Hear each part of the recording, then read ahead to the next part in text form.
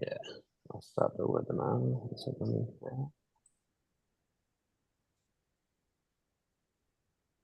second.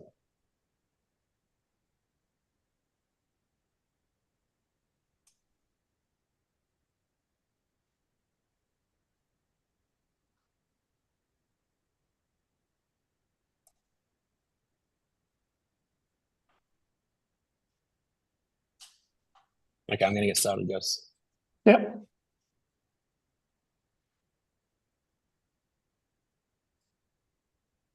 Hello, everybody. We're going to get started in just a moment. We're just getting set up on YouTube to start streaming there as well. And we'll just let a few people join in and we'll get started in just a few moments.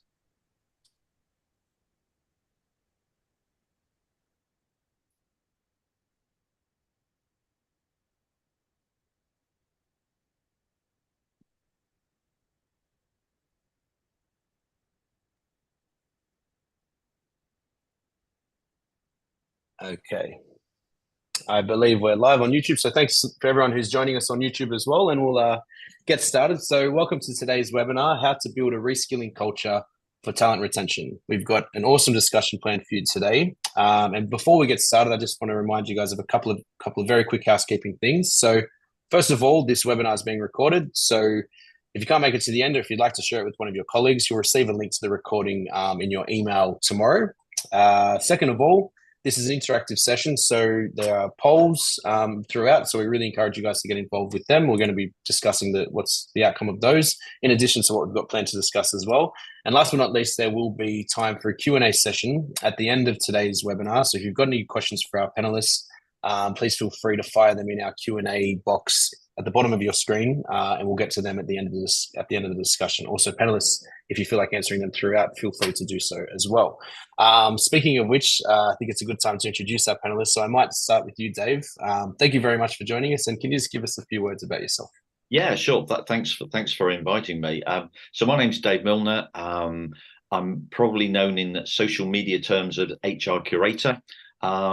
I'm basically a corporate risk banker turned HR practitioner turned occupational psychologist and consultant. So that's basically, I seem to be not very good at many different jobs. I suppose that could be what people are thinking. I've been involved with the area of, in particular, people analytics for the last sort of 12 years or so, working at IBM from 2013 to 2018. And so I'm spending a lot of time looking at how we can use data to help deal with today's challenges. And one of today's big challenges is the reskilling debate, which we'll talk about. So delighted to be here, and hopefully we'll be able to share some things which I hope you'll find of some interest and some use. Thank you very much. Yeah, we certainly have an exciting discussion planned for today. Okay, Jakob, can you give us a regular on our webinars? Can you give us a few words about yourself, please? Yeah, so I'm a founder at DevSkiller, where for the last 8 years, I'm mostly involved in the reskilling and upskilling strategies and tools that support that. I have a background in computer science. I'm also a learning junkie, so I learn a lot of different things that I can. Recently, I was learning how to fly an airplane.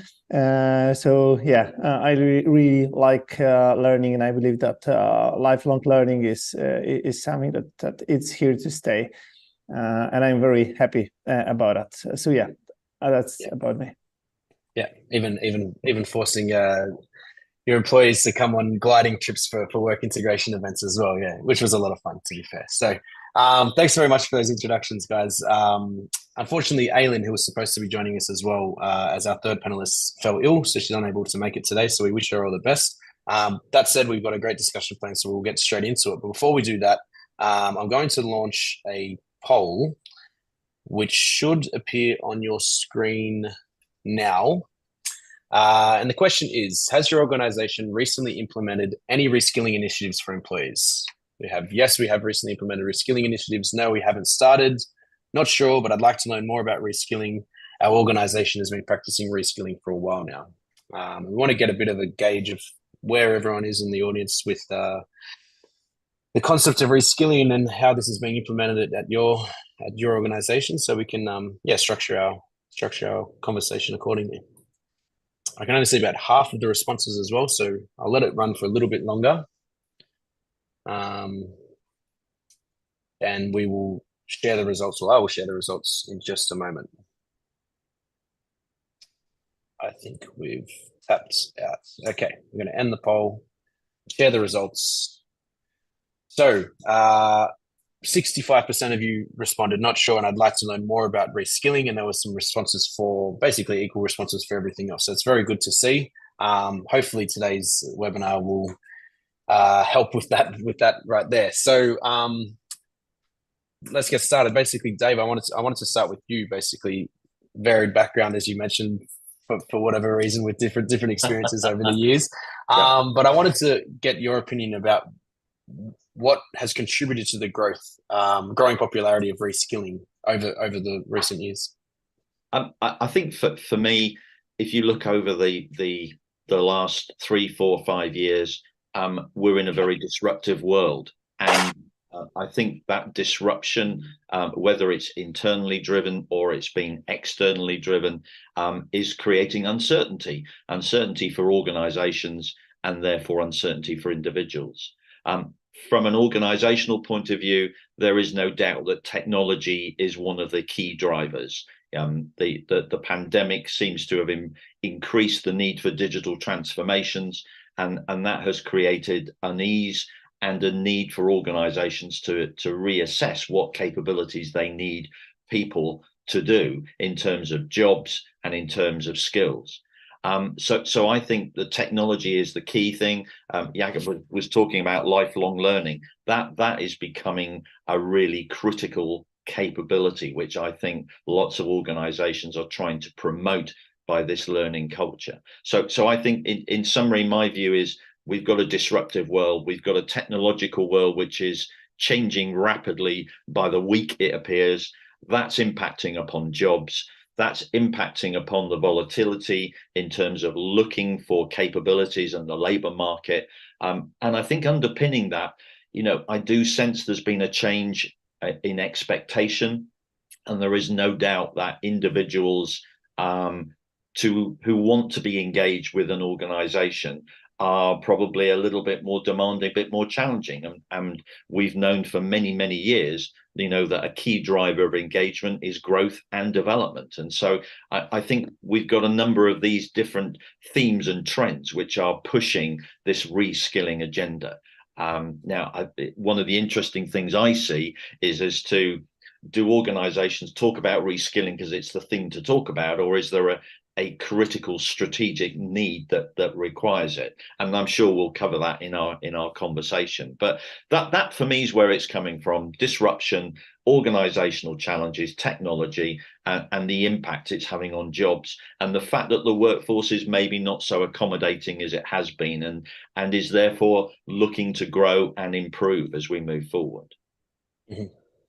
Yeah, we spoke earlier this week, and we were discussing about trying to sort of demystify this term reskilling, because I think a lot of people are talking about it and using it in their daily sort of conversations, but probably not fully understanding what it actually means to embark on. And hopefully, this webinar will be able to answer that for everybody here. Yeah. So. Thanks very much for that, Dave. I wanted to sort of pass it over to you, Kuba. And obviously, at DevSkill, reskilling is something very close to us with what we're trying to do with helping our customers reskill their workforce. But what have you seen in terms of the key challenges that organizations face when trying to implement a reskilling program for their employees? Yeah, so here I will focus on two, I believe, most important ones. So the first one is that the company needs to align the personal, let's say, growth or the personal, let's say, growth path with the company strategy. So we want to ensure that people are learning what's the most important for us as a company, but also what's important or interesting for them. Like forcing people to learn things that they're like, not happy to do. It's not like building a win-win strategy between the company and then employees. So that's the one thing. The second thing is that the case is that in the company, if you want to build an effective reskilling strategy, you need to have a skill mapping process, skill mapping project, whatever, that will show you the whole picture of your employees. So I would say 95% of the skills mapping projects I've seen in my life for the last 8 years were focusing only on the job position skills. And like if we have like Justin as a marketing director, I know that probably you know something about the marketing, because otherwise you won't be working as a marketing director. If I have a Java developer, I can bet that they know how to code Java. What I don't know about them is about their background, about their interests, passions, etc. And if we right now want to reskill some of our employees into, I don't know, cloud engineers, there is a huge shortage of cloud engineers right now. If I will look just on the job position skills, then all of my Java developers will look like, the same from the perspective of the reskilling to cloud engineers. But I can bet one more time, 10 to 1, that a lot of them have some background in infrastructure management, in system administration, database administration. Maybe they learn cloud, maybe they use cloud in their previous job, etc. And I don't know that.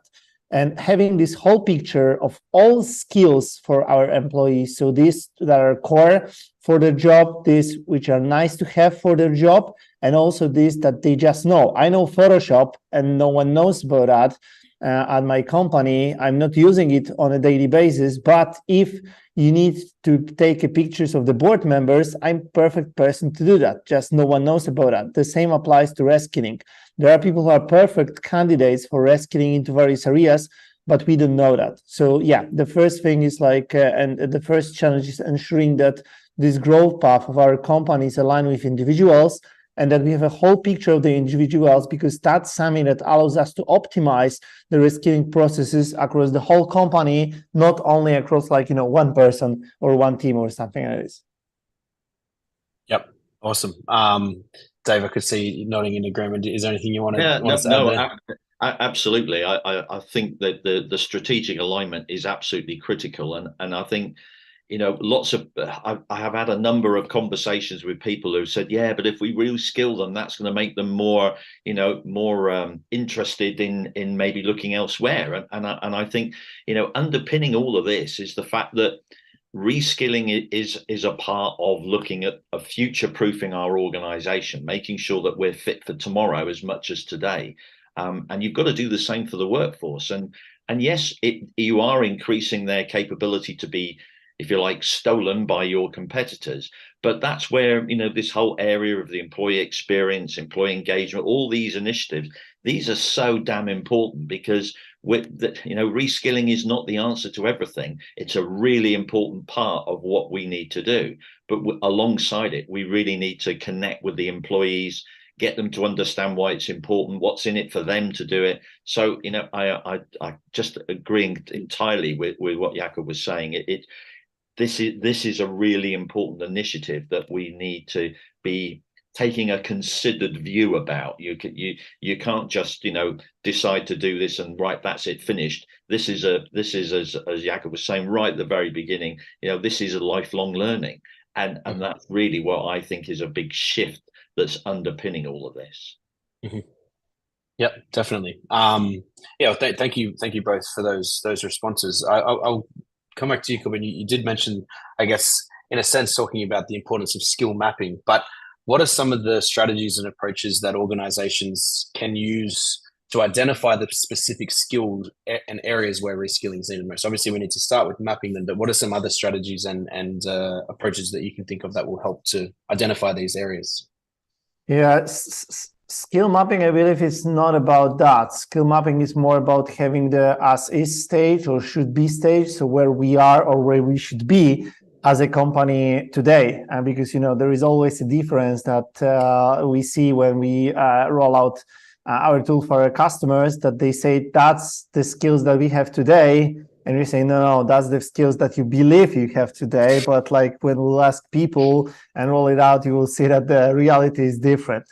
But in terms of this strategy, it's basically all about the strategy. So it's about where we want to build our competitive advantage, which skills should be a core skills for our business, which skills should just support our business, which skills we should like unlearn, and which skills we should buy simply on the market.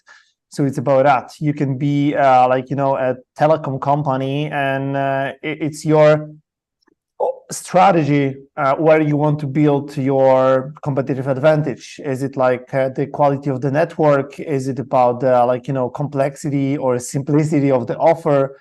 Is it about like being able to use the data and sell the data or reports to different companies? So it's all about the company strategy and aligning this company strategy with the skills strategy. Recently, I've seen one of the stock exchanges, and they said that their strategy is to like just increase the revenue from the data. So they say, okay, like, you know, the currency market is great, but we have a lot of data, we have a lot of knowledge about the market, about the companies, about the indexes, etc. So why we are not using that? So of course, for them, the skill strategy and the critical reskilling area will be about being a data-driven, about data analysis, about machine learning, about AI, data storytelling, visualization, everything that is related with the area where they want to build a competitive advantage. So I would say it's that, like, you really need to know as the C-level of the company how you want to grow this company, how you want to make this company different compared to like your competitors. And these are the areas where you will reskill, and skills mapping is about who you will reskill to these areas, right? And it's all about that. Mm-hmm. Okay, awesome. So Dave, I wanted to bring it back to you and talking about technology. And obviously, in your experience, we discussed this offline as well. But what role does technology play in facilitating reskilling initiatives, and how can organizations leverage it effectively? I know that you've been working with some companies recently. Yeah, so I think it's critical, and just to build on Jako's point, you know, in terms of some of the sort of strategies, I think one of the things that I think personally I think is very important is that you need to collect some information and some data about what capability the as it is, and also the levels and the expectations that you want people to aspire to.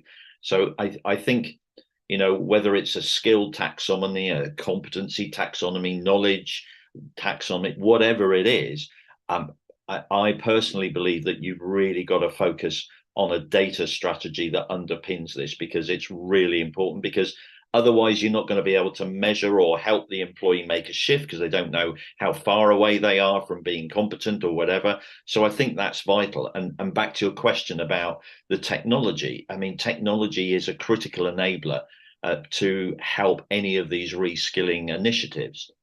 I mean, we've got, you know, accessibility to training. You know, we have got to shift to a far more personalized way of learning.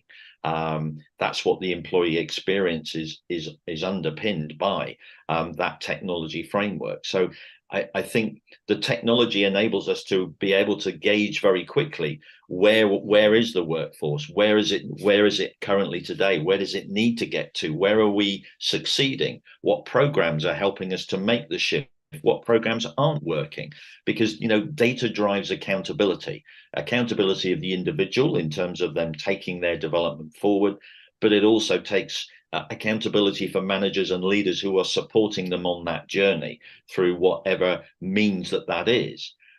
So I do think that this data and analytical trend is very important to help you understand the efficiency, the completion of activity, remaining program, you know, knowledge gaps that you may have, etc.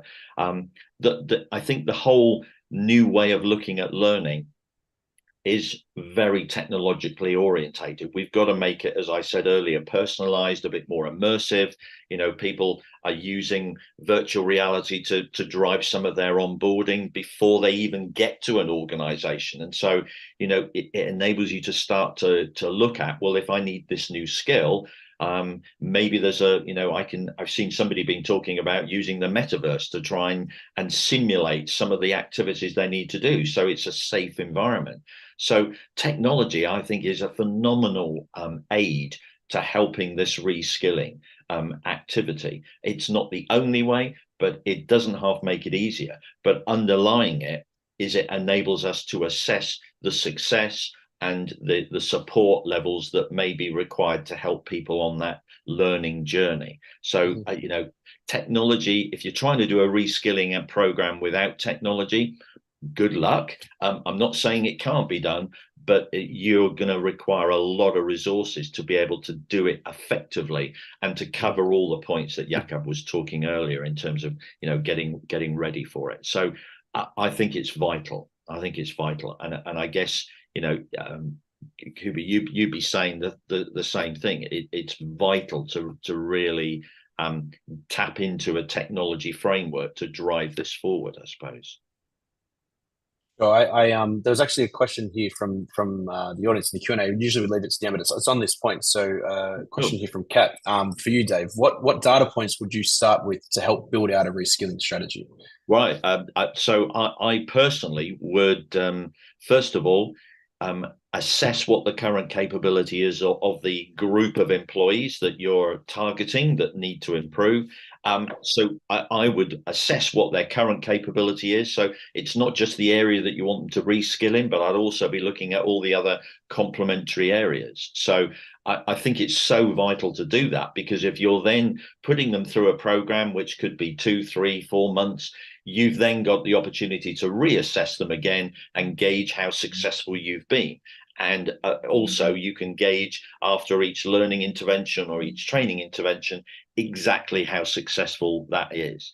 I worked with a shipping organization last year, and medium size, and I think they had some ship engineers. About 120 of them needed training because there was a new technology initiative, which therefore meant they had to learn it. So, but we didn't just assess, how well do you know this X that you now need to learn? We actually assessed all their technical capability, all their behavioral capability. So it gave us a picture about the workforce. And then 6 months after the event, we were able to identify the shift that they'd made, but most importantly, which of the programs or the learning activities that they'd done had been the most successful. So that enabled us to learn for the next time this occurs, or to then broaden it out if you were trying to raise that technology awareness across the piece. I think what it found from my recollection is that about 95% of them achieved the levels that they needed in this new digital area. But we'd also found that they'd also improved their problem-solving capability by, I think it was somewhere in the region of between 4 and 12% across this group of ship engineers. And so that started to create a lot of interest and a lot of perspectives about it. And one of the other things is that at the same time, we were actually able to measure the engagement of this group.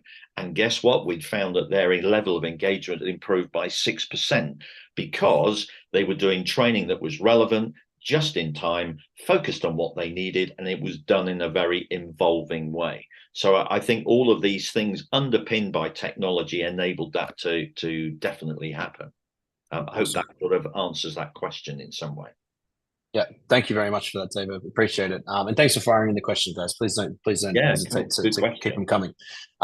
So I'm going to launch another poll here. Obviously, this webinar is about reskilling and how this impacts talent retention. So the second poll is going to be kind of a segue into this part of our conversation, which should be appearing on your screen now.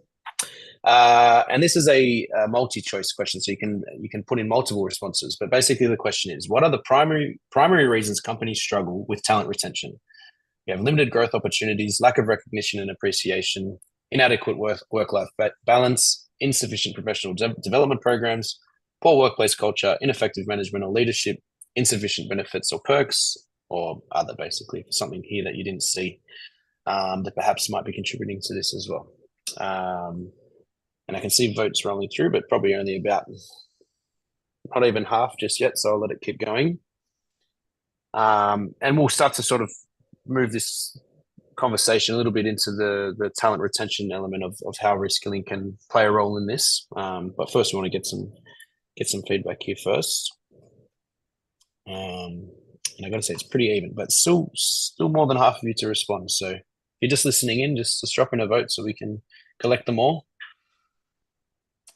Okay, I'll end the poll right here and share the results on your screen. Okay, so let me just make sure I see them all. Okay, so in first place with 72%, we had limited career growth opportunities, but then also ineffective management or leadership with 68%, very close second. And in third, lack of recognition and appreciation with 64%. We also got votes for pretty much everything else as well, but they were the top three. So I'll stop sharing there. And it's interesting that we got that feedback from the audience, because I guess it's sort of bodes well with what we're about to discuss in terms of, for you, Kuba, in terms of reskilling and how this can positively impact employee engagement and bolster talent retention. Yeah, so here, as Dave mentioned, personal growth is one of the most important things for the employees, and I will focus on this vast majority that really wants to do that. So, people usually want to learn, and they definitely want to stay attractive on the job market. So when we allow them to do that inside a company, and they like the company, they like the culture, why should they change the job? Most of the IT people that change their job is because they were burned out on the job that they're doing right now. I'm, for example, like a .NET developer for the last 20 years, and I don't want to do that anymore. I want to change to cloud, security, whatever. And what I hear from my manager, you're a very good .NET developer, we need you, just do that. And what I do, I quit and I go to the other company that hires me as a junior security engineer, and my company hires as a junior security engineer a guy that left this second company because they didn't allow them to do that. So that basically pretty stupid. That we allow our great employees with the great culture fit with the company to just feed the candidates funnel for our competitors. So that's the one thing. Also, if we know that we need to, as well as our employees, be attractive on the job market, but from the other side, then allowing people to learn to update the technology that the company is using, enter the new technologies that always allows you to do things faster, cheaper, better, etc. So staying on this technical edge, or a little bit below the edge, is something that most of the companies should do. Otherwise, we'll have this situation that we have in the banking industry when they still use COBOL. That was developed many years ago. It's extremely hard to find specialists here. Coding every single thing in COBOL takes weeks, while doing the same in Python takes hours. And that's the thing. So when we can align the company strategy with the development strategy for our employees, that's great. The problem that the company often run into is that they think about replacing talent instead of retaining talent. So let's say that we have a company that is going through a cloud transformation. What they think, okay, we will use cloud in 3 years, so we need to hire 300 cloud engineers. So let's do that. And they are not thinking that in these 3 years they will stop using the on-prem servers. So all of the people that are right now system administrators, network administrators, they will need to send out from the company, bye-bye, you leave. And what they should think right now is to align these strategies. So they should say, okay, we need 300 cloud engineers, but it doesn't mean we need to hire 300 cloud engineers. We need to have 300 cloud engineers. The first thing is that you won't hire 300 cloud engineers because every single company in the world right now is trying to hire cloud engineers, and there is a shortage of that. So you need to build this talent internally. Of course, you need to have some experienced people. So let's hire 50 cloud engineers, and they will be like, just let's say seed for this whole team. But then we need to build internally the rest of them. And then like all of these cloud engineers will be very happy that they can learn new things, that they can use new skills, and they will be still attractive on the job market rather than left in the area that is dying. Of course, in every, maybe not in every, but in some companies, there are people who don't want to learn. They want to like hold the word and stay forever the same. And they will, of course, like, do everything to stop this reskilling, etc. But the question is, if we want to have such a people in our organizations, if they are just like, breaking and holding every change that is going in the right direction. So yeah, I would answer this question that way. Mm-hmm. Yeah, I think thanks very much for that. I think I'm just looking over the poll results here, where I think you quite quite accurately sort of responded to the limited career growth opportunities as well as this ineffective management. But I thought maybe Dave, to sort of sign off on this, one of the other big responses here was lack of recognition and appreciation. So can you maybe comment on that in terms of what reskilling can do in this particular area? Yeah, it's an interesting one, and I think relating to that recognition as well as just building on the points that have been made is that I got involved with a very large conglomerate, and they had a problem with. And I guess that one of the key messages here is that reskilling isn't just for the sexy jobs. Okay, this was for security officers. So these are the people who are on the docks overnight, who basically make sure that nothing is stolen and all that sort of jazz. They had a horrific absenteeism issue, and the business partners decided that they needed to address this, because guess what? When somebody went away absent, they had to bring an external contractor in. And that cost a lot of money because it was last minute. Anyway, to cut a long story short, they did the business partners corrected a lot of qualitative feedback, in terms of how the people were feeling, the security officers were feeling, and basically they're bored. They didn't feel connected to the organization. They had no opportunity to improve, and didn't feel appreciated and didn't feel valued, because they felt at the bottom of the food chain as having, one of these very low value process roles. Anyway, they completely changed the whole thing by managing them differently, communicating differently with them, even giving them modular learning, and even giving them some work, which was still pretty routine, but they could do it during the night shift. And guess what? Absenteeism dropped phenomenally. I think last year they saved 350,000 euros in contractor costs because of this absenteeism. So I think the critical thing here is recognition comes from managers and leaders. It's about feeling valued. It's about feeling appreciated. And I think if you don't do that, then the first thing you're going to see is absenteeism, burnout, people making excuses, or people, if you like, presenteeism, actually just doing just enough. And that is nothing worse than just enough. So I think, reskilling is touching many different elements. It's not just an initiative that you do it and it's done. It's also linked into some of the cultural behaviors that are embedded in your organization, and the recognition and the engagement and etc. Those are some of the critical things that reskilling will help, but you need to address those cultural challenges, I guess. Yeah, it's interesting. You sort of segued into my next question here. We're talking about measurement, and this one's for you. But how can organizations measure the success of their reskilling efforts in terms of talent retention, overall employee satisfaction? You had this point here about the saving on contractor costs, but what are some tips here in terms of measurement? Yeah, I think the first thing is, please, as I've mentioned earlier, please assess where people are starting from, and then you can reassess them after they've been through a part of the journey or been through the complete journey. So, assessing capability, really important.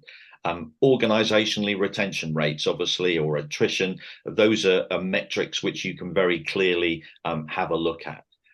Employee engagement surveys are undoubtedly going to give you an indication about how the workforce is feeling, and you can then focus specifically into areas that relate to growth and development, recognition, and maybe managerial effectiveness, etc. So there are specific criteria within an engagement survey that you should be focusing on. Don't just look at the total thing, really hone in on some critical things which are going to support the implementation and the success of your reskilling program.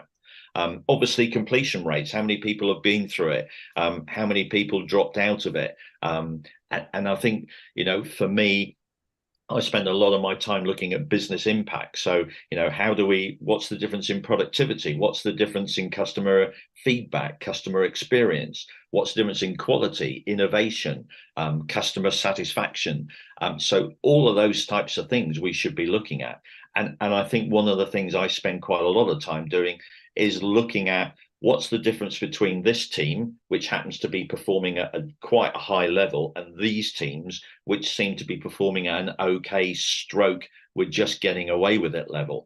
And I think sometimes it's quite interesting to compare why is that one doing so well? Why is that set of teams doing so well and that one isn't? Because I think it then starts to give you an indication about, it could be about the reskilling application, it could be about their learning capability, but it could also be around some of the other areas where the audience was commenting, on recognition, work-life balance, engagement, managerial effectiveness. So I think that's quite important. And I think obviously we've got to look at it from a cost-benefit analysis in terms of, we've invested in this. What is the benefit that we're going to get from our projections, but also realistically, down the line when we've done it, what has happened? Because we've got to continually learn about this, because reskilling, I think, is going to be just part and parcel of the normal way things have to happen now across organizations, because disruption for 2023, guess what? We got some more coming next year, which we don't know about. So we need to have a methodology that enables us to be able to start to think about the mapping process, the assessment process, capability, all of those types of things. The final thing, obviously, you can sometimes drill back and look at those people who are performing better, having gone through a reskilling program, maybe look at where they were recruited from. Is there a pattern there that starts to say these sorts of groups of people seem to have adopted this learning really well? And we've now looked at their, career history, and guess what? They've all come from this place or that organization, or they've had this level of experience. So I think there's a lot of different things that you can start to dig into that goes way beyond the traditional L&D, perspective. We've got to get much more rigorous in the way that we examine the data to find out, why has this happened, and how can we replicate it if it went well? That's the critical thing. Because, otherwise, just because you did it well last year doesn't mean you're going to do it well next year. We've got to make sure that you really cover all the very different bases.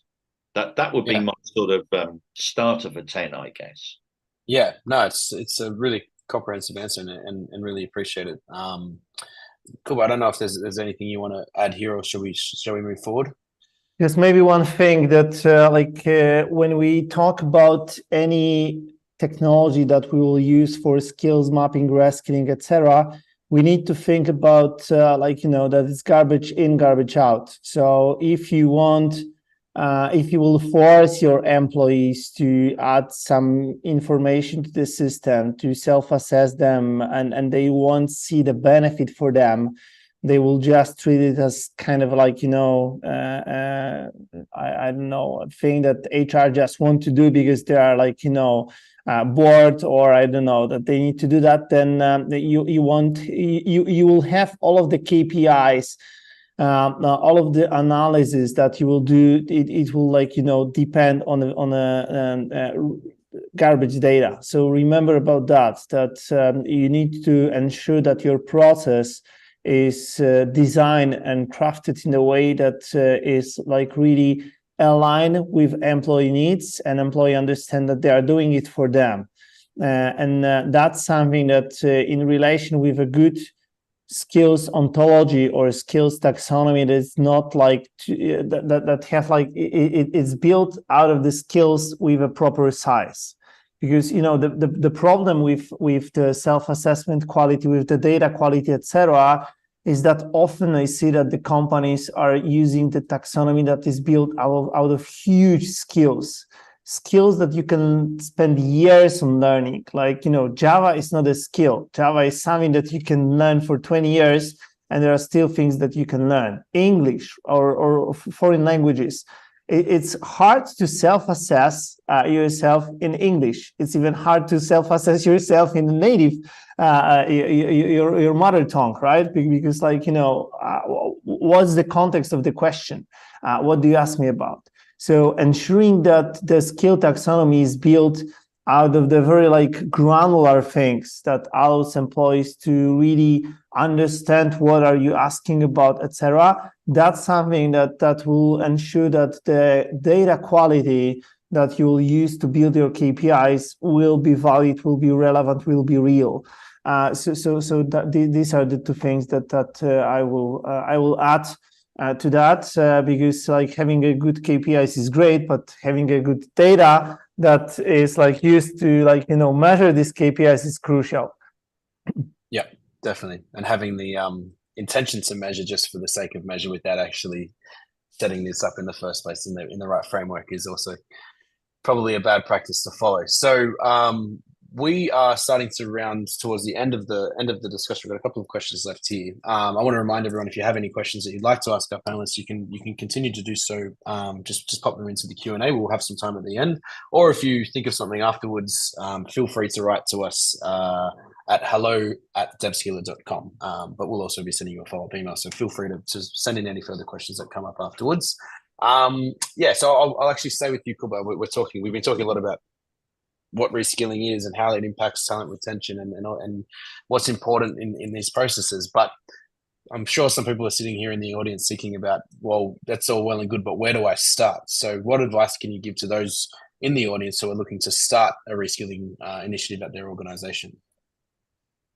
Yeah, so I would say that there are two layers of this one. The first thing is that if you want to start doing a reskilling, just do that. In the area that is kind of a low-hanging fruit.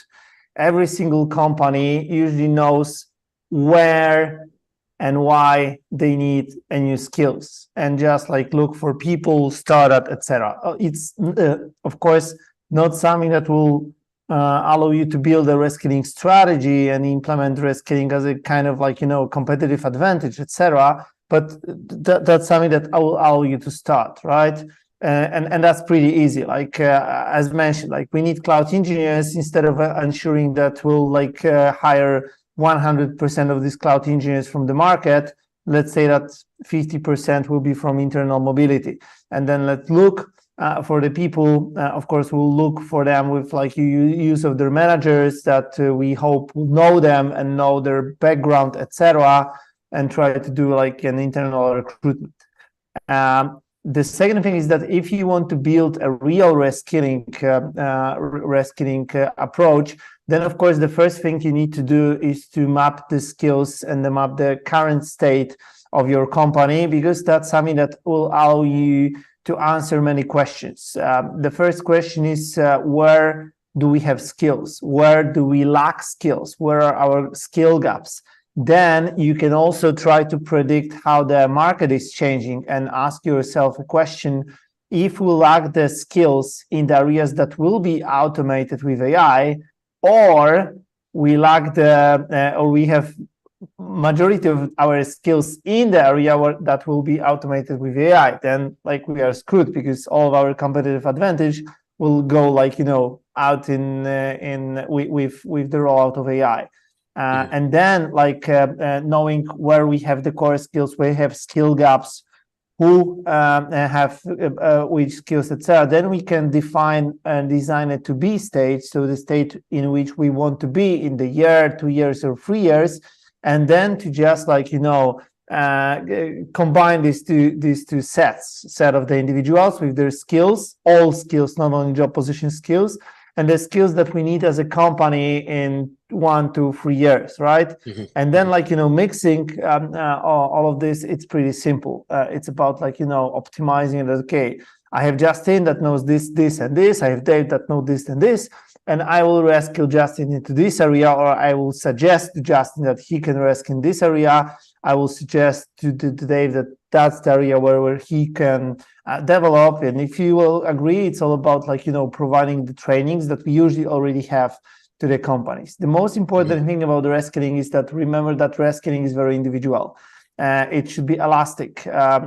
We shouldn't go with a way that, hey, I will right now run the training program that is one fits all. I will get 100 developers and reskill them into 100 cloud engineers. No, every developer is different. They have different background. They need to learn and focus different things. I need to know where they are to design these career paths. Also, remember that in the good skill ontology, the skills are interconnected. It's not that today I will say, okay, I will just draw one skill and say, okay, I will learn quantum physics today. No, there is a whole list of prerequisites that I need to learn before I will even understand the introduction to the book of the quantum physics, right? It's about the maths, the physics, like all of the tools that I need to do. The same applies for the business skills. If I want to build ships, as Dave mentioned, and I want to learn this new technology, probably there is a whole set of skills that I need to know before I will qualify for this training. And that's what we need to learn and we need to know to start it. So I will say that the prerequisites for building a reskilling strategy is to have a good as-is snapshot of our organization and the knowledge in where we want to be in the next couple of years, and then connecting these two things, all about technology that you can use to do that. Yeah, but most importantly, just get started as well, right? As you said at the very top. I was gonna get your take on this, Dave, but I thought I might actually ask this Q&A question to you here, which is from someone in the audience is asking, what role do soft skills play into reskilling? If you could comment on that. I saw that question, and soft skills, I call them power skills. Okay, and the reason why I call them power skills is because they are the skills which machines are probably going to find the most difficult to replicate. So things such as influencing, communication, those are the sorts of things. Innovation, these are the sorts of things that machines will find it more difficult. I'm not saying they won't get there, but more difficult to replicate. So my view is that these power skills, I think, are becoming more important as we augment technology into the way that we operate. So if as we've said all along, if this is going to be an important part of your strategy moving forward, the use of further technology, different technologies, it may mean that you need to fine tune and hone up to a higher level than you're maybe at the moment. Some of these, what I call power skills, you may call them soft skills. So I think that's absolutely right. And the only thing I would just add to what Kuba was saying is try and involve leaders in this whole planning process when you're doing reskilling, because it's really vital that they are invested into the outcomes as much as invested in supporting and helping the employees on their journey. I think that's one of the things I've learned where I've seen it not go so well, is it's just seemed to be another HR initiative. And I think we need to focus it around, this is a business initiative that focuses on these particular things. So that sort of answers, hopefully, that question on the soft skills, and just reiterates a point that Kuba was making. Yeah. I really appreciate both of your insights there. And I can see more questions rolling through, which I want to get to, and we will get to. But I want to just sort of finalize our last poll here, which is just to sort of shape up our last question, and then we'll get into the open Q&A. So you should see it on your screen now. And the question is, what future trends and emerging practices in reskilling should organizations be aware of? Again, this is a multi-choice response. You can leave multiple responses. We have AI-driven personalized learning paths, continuous learning, micro-learning and bite-sized training modules, data-driven skills gap analysis, collaborative learning and peer mentoring programs, cross-functional training and skill diversification, gamification and immersive learning experience, remote and online reskilling opportunities. And again, we have other as an option in case there's something that's not there. that you can think of. It's just to sort of shape up our last question here about future trends and what to expect in the coming years as best as we can. Knowing the very nature of reskilling is that we're changing as a changing continuously, basically. So let's let these last few responses come through, and then we will jump into the final question and go to open Q&A again. Still see some responses come through, so give it a couple more seconds and stop it right there. Okay, so the results should be on your screen. They are.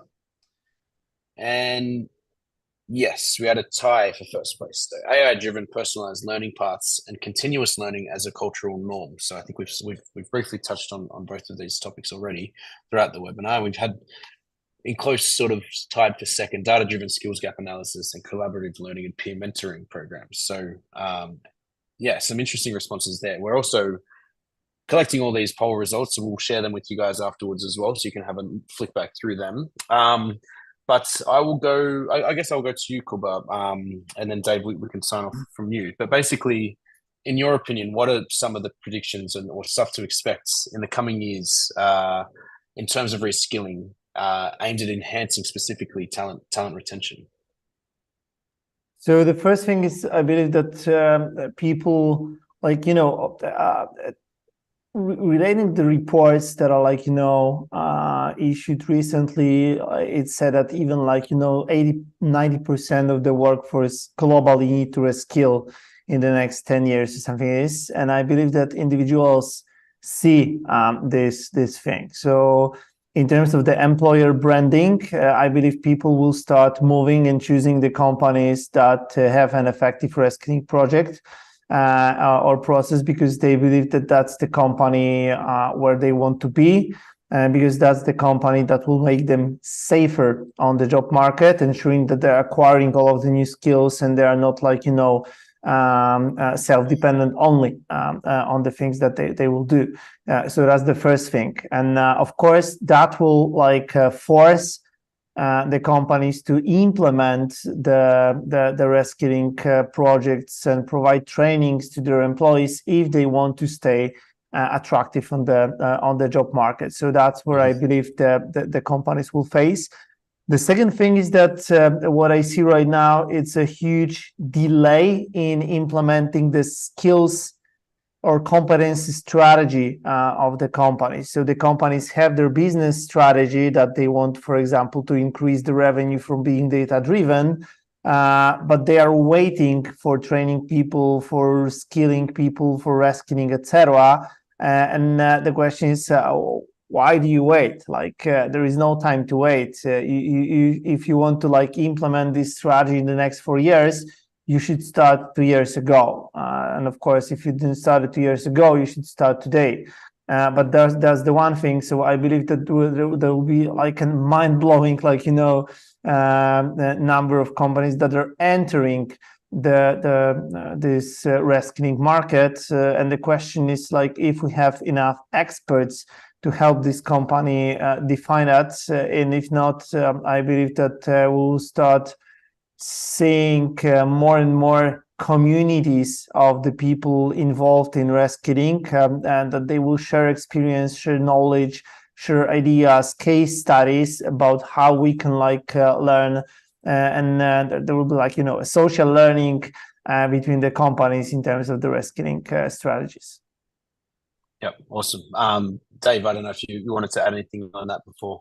Yeah, I just add a couple of things. I think the poll sort of highlighted, I think thinking about and understanding a view about how to collect data on the capability of your people, it's vital. Lots of organizations seem to have dropped it, are not interested. My view is that the delays in trying to do this is because they haven't got a base from which to start. So I think that's really important for me. I think micro-learning is going to become really important because it's little bite-sized chunks of learning that you can just do 5-10 minutes a day whenever. and think about think of the world of apps that we all live in. Apps get updated every day. I think we're going to get into that place where this lifelong learning, which is where Cooper started right at the very beginning, that's going to have to become a reality. And I think underpinning this, one of the biggest things we've got to do is we've got to make some real focus on our managers and our leaders to be actually proper people managers. My view is that they need to become what I call talent magnets. Magnets attract people to want to go there, to want to work for them. And we've got to try and focus on really kickstarting and revisiting the capability of leaders and managers to manage their employees, because we can do as many reskilling things as we like, but if we don't ensure that there is a constant support stream of coaching, enablement, etc., maybe we might not derive the value we really want to get out of our reskilling activities. Yeah. And I guess it just leads into one of the questions. Larry asked this question about role of culture in reskilling. I think it's vital, and I guess my manager and leader plea is a part of that. But I think the other thing is, if you're really serious about learning, then you've got to introduce things that reinforce it. When I worked in IBM, we had everybody had a KPI. You've got to have 40 hours of learning a year. That's not a lot. But actually, it showed to everybody that it is an important part of the way we do things around here, i.e., culture. So I do think that is that's a really important part of it. Yeah, I think we've even discussed it on one of our previous webinars. It's got to be top down, although to really be successful. It's all well and good to sort of have the intention to kick off a reskilling initiative if it's not being taken seriously by the managers, not being taken seriously by employees to sort of get involved with. So it's definitely got to be something that's built in within the culture of the organization for sure. So and thanks for answering that question, Larry. I hope that answered that for you. I'll go to this question here from Kat for you, Kuba, obviously having done a lot of hiring in your time. The question here is, how can recruitment teams better capture past skills of candidates as part of the hiring process without relying on resumes? So it depends on why you want to do that. Is it that you want to hire people based on their past skills? That I have two candidates and I'm comparing these candidates not as like an employees, but like for the past skills. That sounds very hard to do and complex, and I believe that recruitment is more about more than the past skills, and we are looking for people that can resolve problems, that can bring value to our business, rather than like focusing on their past skills. Probably that's not something that I would do, to be honest. Of course, just after hiring, I would go with the skills mapping for this person that was hired to learn about these past skills. But I believe that that's not something that will be taken as a part of the recruitment process. Of course, you can map the skills of the person or candidates during the recruitment process. You can like use the tool that you use for your regular employees, show them the whole ontology of the skills and ask them to self-assess themselves in this area. But still, that's something that probably we need to repeat after this, after hiring of such a person, because like my motivation for the self-assessment or skills mapping in the recruitment process is totally different to my motivation to self-assess my skills after being hired, because in the first case, I'm fighting for being hired. For the second process, so after being already an employee of this company, I'm fighting for my personal growth. So that's not where I want to overestimate my skills, because that means that I won't be sent to any single training because I'm an expert everywhere. So that's the one thing. I'm not sure if recruitment is a good place to capture these past skills, to be honest. Yeah, perhaps more on the existing employees, if we're talking about sort of internal recruitment rather than hiring off the market. So yeah, final question here. I'll give it to you, Dave. It's a question from someone in the audience asking, what suggestions do you have to kick off a reskilling initiative if our budget is limited? So basically, someone with a limited budget. What advice would you have? Well, that's a toughie, that one. I think that there is undoubtedly for some form of budget to be able to do some of this activity. And as I've said earlier, technology is a big enabler. Maybe if you stand back from the situation, I'm sure you've got training and learning and development already in place. Okay, so that may already be there. So that's budgeted for and already working. Maybe you need to be asking the questions, are they developing the programs that are business critical to the organization moving forward? So, if you haven't got a nice new shiny budget to do this, maybe you should be critiquing what you've currently got and gauging whether it's really focusing on the things that are required for tomorrow. But so all the way back to where we started for this alignment piece, are we focusing on the alignment between this activity and where the organization wants to achieve in 2024, 2025? So that would probably be my cheap and quick answer to that question, I think, because I think we do a lot of things which are good there, but are they essential? They're useful, they're important, but are they essential? And I think we've got to become a bit more differentiating in terms of what we're doing, how we're doing it, and is it adding the greatest value? Because that's where I think HR has got to really focus on. So that would be my quick answer, noting that we're near the end of our time. That's okay. Yeah, being clever with the budget rather than trying to necessarily find new money to start kick things off. So I think we've almost perfectly landed on the hour mark. So I want to say a very big thanks, first of all, to the audience for joining in and being really involved with the polls and the questions. It makes it for a very interesting discussion. We hope that you guys have learned something from today. As I mentioned at the top, at the beginning, we will be sharing the recording of the webinar tomorrow, and next week there'll be some sort of a small summary. We'll include the poll results and a bit of a written summary from that as well, if you want to share that or read over it if you prefer to do that. I'd also like to say a big thank you to Dave and Jakub for joining and sharing really interesting stuff with us today. And as a last thing, we will be having one final webinar in December, so there'll be invitations for that if you guys would like to come and join in. Again, if you have any questions for us, please feel free to fire them in. And hope everybody has a great afternoon, and thank you once again for joining. So thanks. Thank you guys. Have a nice day. Bye bye.